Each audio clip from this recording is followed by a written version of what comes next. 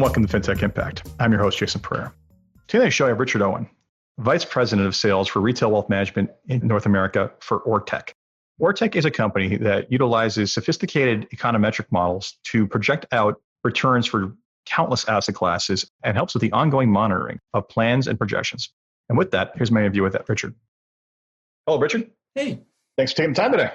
You're very welcome. Thanks for having me on. So, Richard Owen, Vice President of Retail Wealth Management for Ortec. Tell us about Ortec. So, Ortec is a company. We're based in the Netherlands, in Rotterdam. We've been in business since about 1981, about 250 employees globally, offices around the world, Amsterdam, Rotterdam, London, Zurich, Melbourne, Hong Kong, and Toronto. And what we do is essentially econometric models. We were started by a few academics and professors and PhD students back in the early 80s who started out building very large, complex economic models. So essentially forecasting asset classes, looking out 10, 15, 20, 30 years, and actually modeling the impact of business cycles, climate change, central bank policy, interest rates, currency. So large economic models. They're approached by a couple of big Dutch pension plans in 1982 and said, basically, can you do that for us? So as a pension plan, I've got $1 billion across 23 different asset classes. I've got liabilities in 10 years' time of $3 million or $3 billion. What's the probability of me hitting that number? And we can calculate that as a probability based on those models and projecting it out. So that's kind of where we started. Fast forward, we've got about 700 global asset classes that we model. Historical data, current data, and then looking forward. And then about 15 years ago, one of our banking clients in the Netherlands, ING, based on some regulatory changes, came to us and said, can you build out that same projection capability for retail wealth? So now as an individual client, I've got $100,000. I want $1 million at retirement in 20 years' time, and I've got 9 different asset classes in my portfolio. We take the life portfolio, and you're contributing $1,500 a month. And we can project out and say you have a 82% probability of hitting that $1 million goal at retirement. So that's basically what we do. We do economic projections of investment portfolios. Very dynamic. Everything's updated every month. And that's our business. And we have most of our business historically has been institutional, but we've got into that retail market predominantly in Europe and now in North America over about the last 15 years. So I always say at this point, there's a lot to unpack there if you go on in that description. And I got to tell you, there's a lot more than normal to unpack in there, because truly understanding what it is you guys do is a little bit paradigm shifting in terms of your mentality. So we'll come back to that. But tell me, actually, I'm going to skip the question because you did tell me where the company came from. Tell me about your background and how you came to be involved with Ortec. So I've been in this business a while, mostly on banking and wealth management, on the banking and wealth management side. Mostly in sales roles, and then probably about 10 years ago with TD, working more on the technology side, looking at big technology implementation projects on full service brokerage. And then 2012 went to a portfolio management company called Creasis, ran basically sales and marketing for them in Canada, and then joined Ortec almost 2 years ago now. So it was I had no idea who Ortec was. It was a bit of a switch for me just to really kind of learn that side of the business on the economic model side. But my career has basically been in wealth management, and then the last 10 years or so, specifically around technology and technology implementation. Excellent. So let's go back to what it is you guys do, because I think the way I described it is, so you're going to kind of do for my financial projections what the likes of Renaissance Capital does to make us a ton of money, but do this for forward-looking projections for, you're not a hedge fund, but this sort of like large-scale data analytics model has been used very heavily in that realm. And you're applying this to new verticals, essentially. So traditionally, when we stress test financial plans, people look at scenario analysis, and the most common one known is basically Monte Carlo analysis. Right. So Monte Carlo analysis being, let's just look at a bunch of variables and see a bunch of simplified assumptions, project out a bunch of different routes and see how you do compared to that, utilizing a simple mathematical framework. You guys go way beyond that. How many variables did you say you're looking at on a daily basis? So get the comparison with Monte Carlo quite a bit. So what we try and do is probably a better analogy is something like trying to forecast the weather. We look at historical data, but historical data has biases in it. It's historical data. It doesn't necessarily give you a good view of what the future looks like. So we'll take historical data going back 20, 30 years at the asset class level.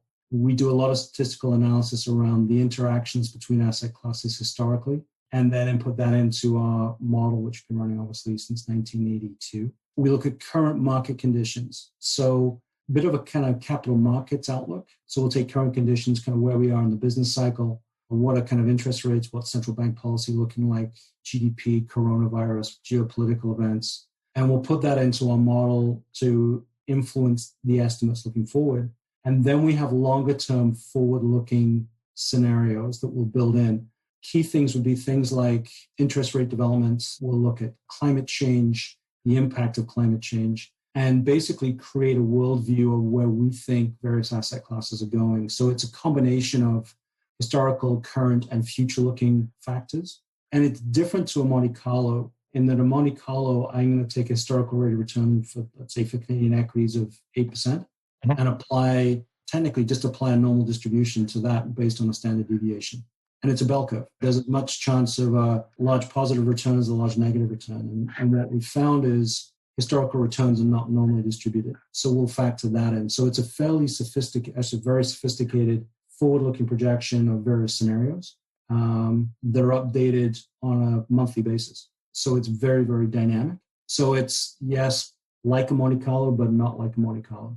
Well, I mean, yeah, in Monte Carlo, it uses static assumptions, right? And let's just go back to the premise here. So the simple application for this in my world and those listening is, as we said before, like financial planning. I am going to put together a financial plan and I have to make assumptions on investment return, volatility, typically by asset class, which then aggregates to a portfolio, right? So simple enough. And where am I going to get those numbers? I'm either going to make them up myself. I'm going to use a 5% flat assumption. And by the way, I'm using the ridiculous sources first as an example of what not to do. Or I'm going to basically rely on, I've seen some people come up with their own frameworks for assumptions that are often econometric in nature. Those are the rare cases. But I'd say the more common one, or the most becoming more common, is to utilize someone else's assumptions. So in Canada, the Financial Planning CFP Canada, which basically is the grantor of the CFP, puts out projection guidelines that they recommend everybody use, right? And this is arrived at by looking at various pension companies' assumptions for where the money's going to go or how returns are going to go. So they do that. But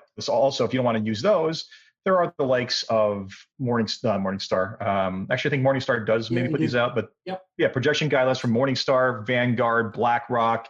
There's a lot of big institutions whose big brain people will say, hey, based on all the data that we crunch and everything else, we think this is it. The difference, the core difference is twofold with you guys.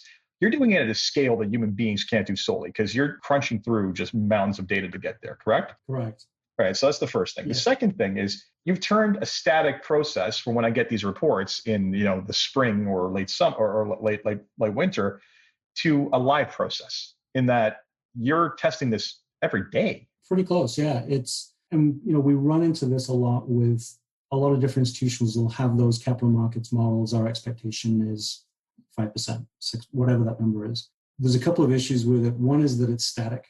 Things change, as we've seen this year as a highlight. It's very, very dynamic. And those capital market models are not particularly dynamic. The other part of it is that it's very, very hard to operationalize those capital market models. So if I'm a large bank, I've got an expectation of 5%. How do I actually operationalize that down to the individual client account levels? What happens if the client's portfolio's asset allocation changes?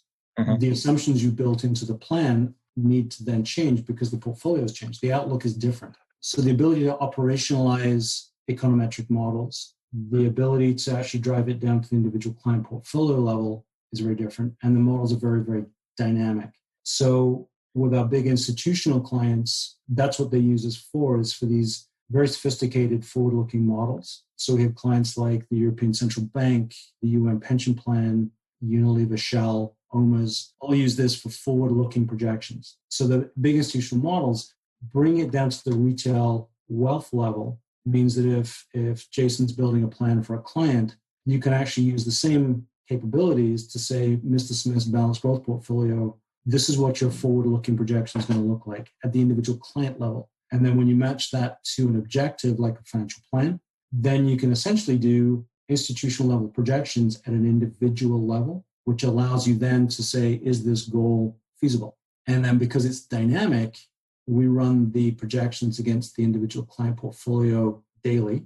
We recalculate that feasibility of the goal on a daily basis. So you can actually monitor progress or capability to meet that planned goal. And that's interesting. Let me just jump in. So I mean, to date, what we've seen is that there are some financial planning software, some implementations coming out whereby we can take, here's the plan, here's your goal, here's the path that we've directed for retirement, right? So here's what the projection is, which is typically a straight line on a curve, right? Now, some newer systems are allowing us to overlay data as to where the client currently stands and previously stood. So their actual asset journey versus what the projection was.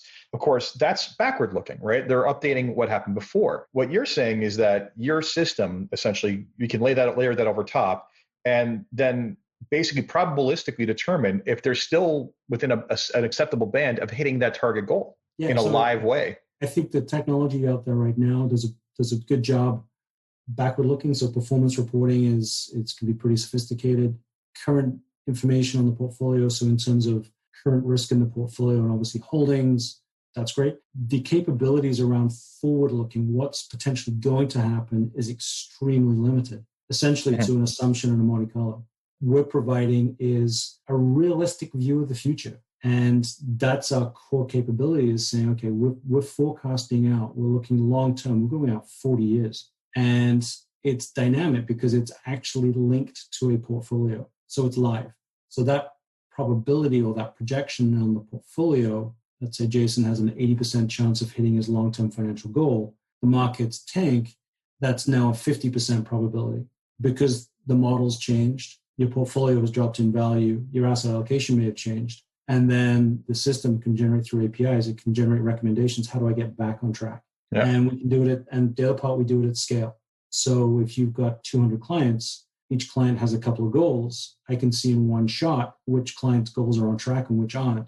And that's where I need to probably spend my time getting them back on track. Yeah, and I mean, I'll go back to, I'm not sure if we talked about this functionality with the previous guest, Conquest, but I mean, their system will have the capability of, like I said earlier, pulling in the information and seeing how you are trending versus the expected. And really, a lot of this is about driving what's the next best action for the advisor, right? Mm-hmm. So, you get below a certain threshold where like, whoops, the savings rates probably have to change or something's got to change for you to get back to baseline, to an acceptable range. That's one thing. I mean, that's again, like I said, a backward-looking conversation. Your ability to overlay current market dynamics over top of this, right? Like, instead of waiting for the traditional financial plan update to see, well, we're updating this every year or every 2 or every 3 years. Let's see how you did in comparison. You're really driving a better version of next best action compared to what the others are doing, in that your backward looking is easy, you're forward looking. And I think from my standpoint as an advisor, being able to say, oh boy, this trigger went off because the savings rate or the market dip is just beyond what was necessary, or what's going to work, to, oh boy, we're in good shape now, but this direction based on current market dynamics is not going to be positive long run. And we need to do, even though, Mr. Client, you're in good shape, the financial plan looks good, the assumptions I used at the time were fantastic. Because of COVID-19 crashing interest rates around the world, as an example, all that data got updated, and now, well, we have to go back and revisit this, because going forward, we cannot expect X or Y from bonds. We can only expect this going forward, and making that, again, like you said, making that scalable and actionable. Quite the challenge, but nicely, fantastic. I mean, when you first pitched this to me, I thought, wow, this is something I want. It really came down to a lot of different pieces when we were launching here. We've been doing this in Europe for about 15 years, as I said. And the key difference is, it's what are your assumptions? And you can have something really basic. It's 5%, and it's 5%, and it's a straight line for the next 20 years. The one thing we know it will be 5% as a straight line for the next 20 years. So what is it going to be? Mm-hmm. And we can provide that kind of forward-looking capability. And it's interesting, a lot of firms that we work with, and we have about 500 corporate clients globally, about 250 use this functionality for projections. And the interesting part of it is, we're projecting this out. It's extremely dynamic, but different firms may not agree with our projection, with our model. Oh, yes. Well, that's right. One knows better than the crowd. Let's continue. You can't say that, but I can say. Correct. So, and we're fine with that. I mean, we model, as I said, about 700 global asset classes, everything from T-bills to we model out 16 hedge fund strategies, the liquid hard assets and real estate. So think big pension plans, what they invest in. We model all of that. And the interesting part of it is if a firm like Big Bank says, that's great, we have a different view of Canadian large cap. That sounds like a Canadian bank. Go on. Yeah, sorry. Canadian Financial Services, call it that. If they have a different view, we replace our model for that segment with theirs. So it can become very custom, and we'll run, the other 699 asset classes. So it's flexible, but the underlying two components, one is the models, and we're very transparent about how our models, what assumptions are built in, and kind of what the outlooks are. The other part is the engine that allows us to run this against real portfolios, which is another kind of key differentiator. So you're taking feedback from the actual, I think you're benchmarking these results and doing that. So how iterative is this thing? Is this redesigning itself as the recommendations either happen or don't? Yeah, we have a very big research team that constantly are checking, back-checking, tweaking, testing. Are we capturing all of the volatility? Are we capturing all the functionality or all the features in the various asset classes? And as an example, I was at a conference last year and there was a discussion around correlation coefficient compression. And it's basically, can we model the correlation between asset classes as it compresses in a down market and expands in an up market? Can we actually model that? Can we actually predict that? So that's the kind of level we get down to, extremely sophisticated capabilities around the model, which is great. But at a retail level, it just gives a realistic view of the future that's, as I said, is dynamic. It's updated every month. And then from an advisor's perspective, I can see which clients are on track and which ones aren't. And that's fundamentally from an advisor perspective, kind of the key component is the ability to essentially monitor on a daily basis the feasibility of every financial plan or every financial goal in your book. Yep. What I love about what you do is that it's kind of, when you basically pitched to me the first time, I was like, it's one of those things you realize there's a gaping hole. Like there is a gaping hole in how we look at the universe as planners, and basically be like, and simply say, okay, we've done the best job we possibly can. And the gaping hole was not something I realized until you shifted my paradigm as to say, no, we can take this giant AI architecture and basically throw tons of data at it. And again, anyone who doesn't know what I was talking about when I'm talking about Renaissance technologies, go read The Man Who Knew the Market or The Man Who Beat the Market. Anyway, about Jim Simons, like harnessing the power of tons of data. The reality is that the odds of you getting it right are probably not fantastic, but they're better than the odds of those static projections ever getting it right. And it's not even about that. It's more about the fact that it's going to be iterative and update and basically direct us as things change to basically do the right thing to modify along the way. So yeah, it was one of those things where the light bulb went off and was like, where's this been all my life? It's been around institutionally. It's been around for 40 years. Stupid institutions don't share with the retail. And really, that's a core that's the core capability, is that we're not predicting the future. It's not a stress test. We don't say, let's drop a 100 basis point Fed rate increase on my portfolio and see what happens. What we're saying, as I said, off the start, it's almost like predicting the weather. We don't know. I don't know what the weather's going to be like in Toronto on April the 22nd, 2025. But given our models, I can probably give you a pretty good range of what it's likely going to be. And that's based on historical data, current trend, all of that information. If you're using a Monte Carlo, we actually did this last year. We took data, daily weather data going back to 1938 for Toronto. It's about 25,000 data points, and ran a Monte Carlo against it. And tomorrow's weather is going to be 12 degrees with a high of 52 and a possible low of minus 25. So 3 standard deviations per side, or is that yeah? Right. Yeah, that's quite the standard deviation band, I got to say. Yeah, and it's the same weather forecast every day. So what we're trying to do is just give a more realistic view of the future, which then allows advisors to monitor, is the client going to make it or not? Is the client on track to hit that goal or not? Well, I think it was Keynes who said something to the effect of, I use Monte Carlo because I'd rather be somewhat wrong than absolutely right. So I would rather be somewhat right than absolutely wrong. Completely butchered that. And I just look at you guys as using it as a far more intelligent way of, again, instead of just simplified stochastic modeling for future probability, a far more informed decision. So I mean, with that many data points, my goodness, it boggles the mind. Are you at the stage now where even the people running this sometimes say, okay, the model spit out X, but we're not really 100% clear on why? Here's the 12 variables that really shifted. And, are you at the stage where the AI has become a black box? Because that's often an issue or a concern in the AI world. Yeah, almost the opposite of a black box. Given the size of our institutional clients, they demand... Yeah, they won't accept that. They won't accept a black box. So we have a full disclosure system. Every month it provides an update to all the institutions.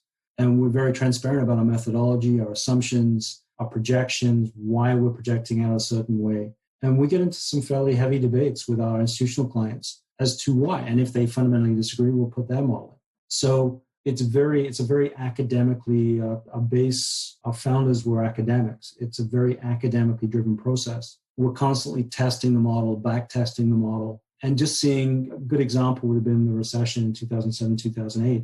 We caught most of the severity and we're off by about 3 months. So it's not a predictive tool. It's just saying, given where we are, given what we're seeing this month, we need to make adjustments in our long-term, short-term, medium-term assumptions for these asset classes, these currencies. It's just the most realistic view of the future we think is available. So we're recording this right now in September, but this is probably not going to air for a couple months. So I'm going to ask you off air about what this thing is telling me. It's telling you right now, specifically about Toronto housing. That's a different story altogether. So for those of you who don't know, and you want to see the most ridiculous price chart you're ever going to see, look at the Toronto housing price chart. For those of you listening in the US, all you're going to say is, didn't you idiots learn anything from 2008 of what happened here? The answer is no, we did not. At least I did, but most other people did not. Okay, so moving on. So let's talk about the implementation of this, right? So how is this technology being driven down to actual advisors utilizing it? I mean, of course, it's going to be packaged up and used in the software or done somewhere else, but what are the actual real life deployment cases for your software on the retail level? So we deploy this really in kind of 3 different ways. One is client-facing APIs. So think digital wealth robo-advisors, client-facing portals where clients can say, okay, I want to have $100,000 in 5 years' time, and is that feasible given this portfolio? So think kind of robo technology. We provide that kind of realistic, okay, this portfolio will meet that. You pick this portfolio, this is your probability of hitting it. So kind of client-facing, direct-to-consumer robo platforms. The second component that we do a lot of work with is integration with existing systems. So think a financial planning platform that want to do something other than a 5% straight line projection. They can take our APIs and use that to project it out. So just a more realistic view. So whether that's a portfolio management system, so if I've got a PM system with 250 clients, I can see the portfolio projection for all 250 clients updated daily. So financial planning, portfolio management systems. And then the third kind of bucket that we look at is we have an integration with Salesforce. So with firms that have Salesforce, they can use an app, basically a plugin, to monitor all of their client goals, essentially daily. And then the APIs will provide kind of recommendations of how do you get back on track. So those are the 3 buckets, kind of client-facing API, integration with existing technology platforms, mostly PM and financial planning. And then the third one is Salesforce. So it's, so I mean, short of a Salesforce deployment or them deciding to learn to code for themselves, the reality is they're probably, I'm sure a lot of the people that are utilizing your technology don't know you by name, right? Like you're a back-end technology vendor that they're not familiar with, but they're sure as heck benefiting from this level of intelligence. Correct. It's if you boil it all the way down, it's a calculation engine. You tell us the asset allocation and portfolio value, we'll project out that future returns. What you do with that really depends on the use case. So it's embedded in a lot of different things, and it's the market is, as you kind of mentioned, is the gap in the market is pretty sizable because the technology basically is restricted to give me an assumption and I'll do a Monte Carlo. Which was a perfectly fine solution until we had the alternative that basically, like I said, was paradigm shifting in my mindset saying, yeah, that's a gap. We need to fix this. I mean, and at the end of the day, you think about the net benefit of this. So actually, before I get into what I think the net benefit of it is, tell me what the feedback. I mean, the institutional side, I get what they were doing. I mean, it's high stakes pension stuff. It's easier to model, right? You got one main portfolio. You can model the aggregate of all your pension liabilities over time. But when you start to get down to the minutia of individual retirement accounts, right? Like we're starting to get into some very, very minute pieces of information. User feedback. What are you getting in terms of user feedback from the institutions that are putting this in front of advisors and the advisors themselves? So again, this has been around in Europe for a while. The feedback we're getting here is, as you said, I didn't even know this existed. It almost kind of feels like, when you say, what are you doing for forward-looking assumptions? Balanced growth portfolio of 5% every year for 20 years. Looks like a ski jump. So let me just say right now, I'm going to interject for 1 second. For anyone listening who does that, there's a couple of things in financial planning that literally drive me insane. And utilizing a single return number, which basically does not account for client risk tolerance or the actual underlying asset allocation they're in, and therefore makes any Monte Carlo useless because you're making a single portfolio assumption versus, if I put them in a more conservative portfolio, that Monte Carlo spectrum of outcomes should shrink. Stop doing that. Just stop. It is farcically wrong. Like the assumption should match the underlying allocation of how someone is invested. Anyway, that's my rants. I have those from time to time. You can continue. So there's kind of two use cases that we kind of walk through with advisors. So one is actually building a plan. So the client sits down, you sit down with the client, and you put together a plan. You're trying to figure out, okay, how do all the pieces fit together? What's going to make this plan feasible? And it's a better way of looking at the future than, as I said, 5% straight line. That's great. Once the account is set up, the plan is in place. The second piece is monitoring the plan and keeping the plan alive. Because a lot of plans, and we talked to a lot of advisors over the last 12, 18 months, one of the comments that really stuck with me is an advisor said, as soon as I print a plan, it's dead. It goes in a filing cabinet. It's a plan. It's a blueprint. Yep. And I'm going to sit down every year or 18 months with the client and review what's changed in your plan, employment, marital status, all that stuff. But nothing is monitoring, is the plan still working? And that you need to link an actual investment account portfolio to a goal and project out the feasibility of that goal. And doing that at scale, without this, you'd have to review every financial plan on a daily basis, take the existing portfolio and asset allocation, run a Monte Carlo based on your updated assumptions, and then see if it matches the goal. Yep. This doesn't, which no one's doing because it's just logistically impossible. I mean, we're already on thankfully, something I've been begging for forever, which is goals-based reporting. That is now a trend that is starting to emerge through both financial planning softwares, CRMs and Salesforce, believe it or not, and portfolio management softwares. Like this is all starting to finally come to a head where we can stop focusing on, hey, how did you do versus the S&P today? Or basically what was the change in each individualized account? Like group this into, these are my retirement assets. This is my retirement goal. Here's the line to get me there. This is how far along I am. Because in reality, it's the old, who was it, who said it? Clayton Christensen saying about people don't buy 3/4 inch holes, they buy 3/4 inch. They don't buy, I butchered all these quotes.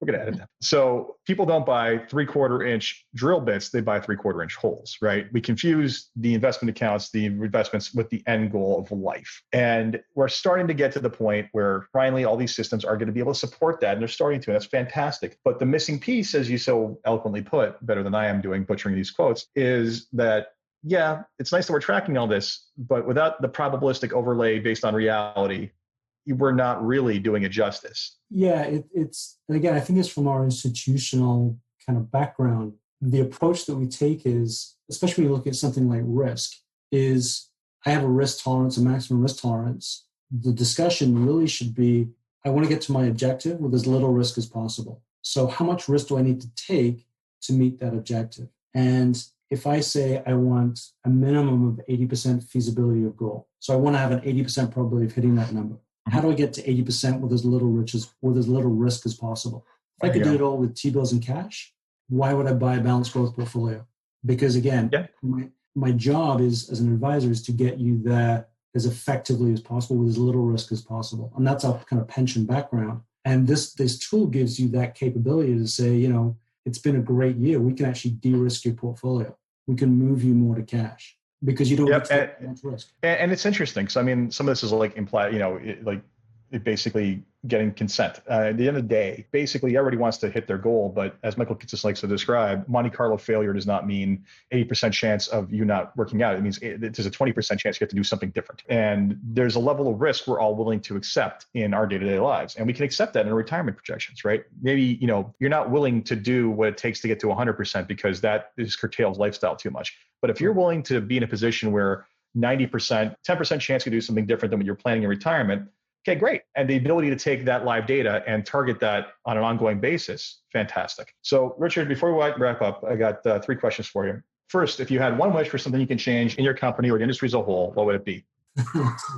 I think in the industry as a whole, it's actually democratized financial planning. It's basically all the math we've done, all the conversation we've had is 30% of clients actually have any kind of goal. And unless you have a goal, I always believe it's very tough to make investment decisions. You have to aim for something. Lots of technology is doing that. I think from our perspective, every client has a goal now. You can manage those goals. So I'd say democratizing financial planning or democratizing goals-based investing.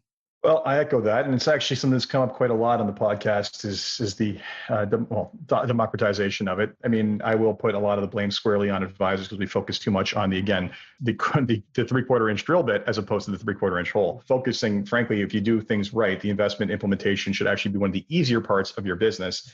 The financial planning should be where you spend your time. So second question for you is, what's been the biggest challenge in getting the business to where it is today? Now, you've been there for not the entire full duration, but talk to me about the North American experience. What's been the biggest issue getting us today, where you are now? Nobody knows who we are. We're not getting calls. Well, you're European, right? What do you mean? Oh my God. You guys are coming over from across the pond? Great. Yeah, nobody knows this capability exists on the retail wealth side. That's the biggest problem. On the institutional side, we're constantly getting RFPs. It's a very dynamic market. We're one of probably 2 or 3 firms globally that do this on the institutional side. On the retail side, nobody does this in North America at all. So and firms are using historical returns, Monte Carlo, and a nice standard deviation. We're good to go. So it's getting the message out is the challenge, is the opportunity. Once we demo this and once we demo the capabilities, the light bulbs go on extremely quickly. But the challenge is really recognition of this capability and communicating that efficiently. And that's been the opportunity and the challenge. It's been an interesting 18 months, 2 years.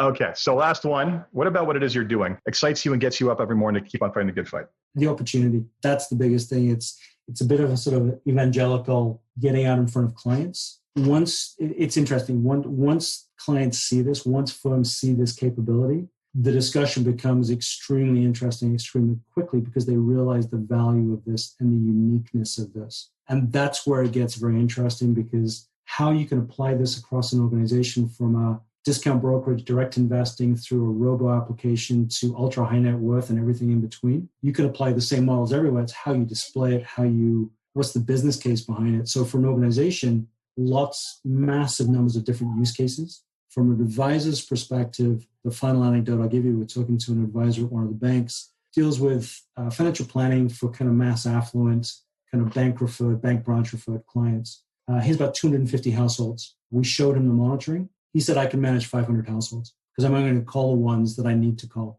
So I will debate that, having written articles about that in terms of client servicing. So it depends on how you define your value proposition. But Correct. He's got a point. He's got a point if he narrows it down. But full planning implementation, no. Sure, yeah. So it's the increase in capacity. The increase in capacity is a huge opportunity because you can operationalize essentially monitoring every client goal every day. And that's where the value from an advisor's perspective, that's where the value is. That's the value added from an advisor over a robo. That's the value add, is the ability to give advice that's timely, that's meaningful and adds value. And that's where I think the opportunity is when these firms start to see the capabilities. That's the opportunity. Fantastic. Richard, thank you much for taking the time. You're very welcome. Thanks so much. So that was my interview with Richard Owen of Ortec. I hope you enjoyed that. And if you're like me, you probably at some point woke up and said, yeah, that is much better than Monte Carlo. So hopefully we see that type of solution disseminated heavily in the North American marketplace. So as always, this has been Jason Pereira, Fintech Impact. If you enjoyed this podcast, please leave a review on iTunes, Stitcher, or wherever you get your podcasts. And until next time, take care.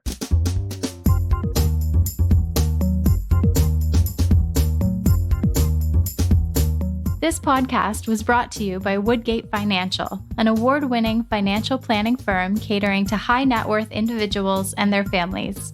To learn more, go to woodgate.com. You can subscribe to this podcast on iTunes, Stitcher, and Google Play, or find more episodes at jasonpereira.ca.